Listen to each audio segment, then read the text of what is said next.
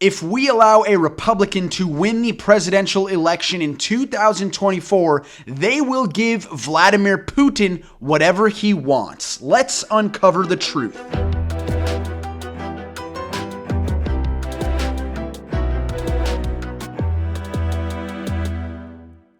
How many times have we heard a Republican promise us that they would end the war in Ukraine, and in Donald Trump's case, in less than 24 hours? Yet at the same time, they never tell us how they would go about doing that. But now, finally, they have. And here is Vivek Ramaswamy, the 2024 GOP candidate, revealing that when Republicans tell us that they want to end the war in Ukraine, that really means giving Ukraine to Vladimir Putin on a silver platter. Let's give this a watch.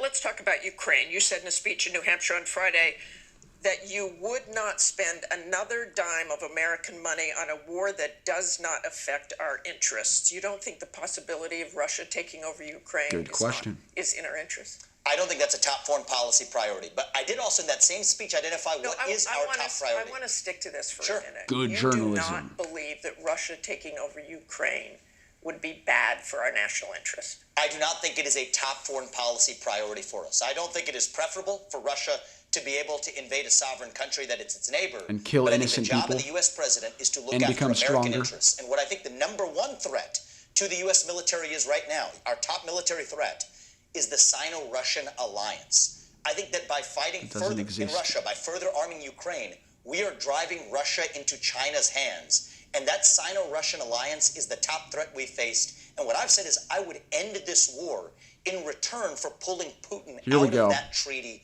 with China. How do you do this? No one tells Vladimir Putin what to do. That has not worked yet. And you said you would want to give him the Donbass. That would be rewarding Putin, wouldn't it? I don't trust Putin, but I do trust Putin to follow his self-interest. I don't think he enjoys being the little brother in the relationship with Xi Jinping. Total speculation, not based in any facts. End the Ukraine war on peaceful terms that, yes, do make some major concessions to Russia, including freezing the current lines of control in a Korean War-style armistice agreement. Ukraine really wouldn't want to do. Which Ukraine wouldn't want to do, and also a permanent commitment not to allow Ukraine to enter NATO.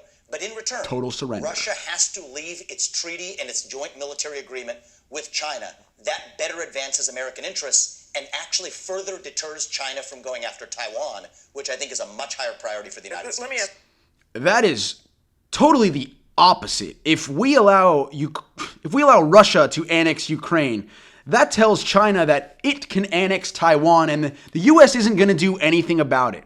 And secondly, what Vivek is advocating for here is classic appeasement. And as we know, that is what kicked off World War II. Neville Chamberlain appeased Adolf Hitler and allowed him to annex the Sudetenland, which, as we know, emboldened Germany and led to the Holocaust.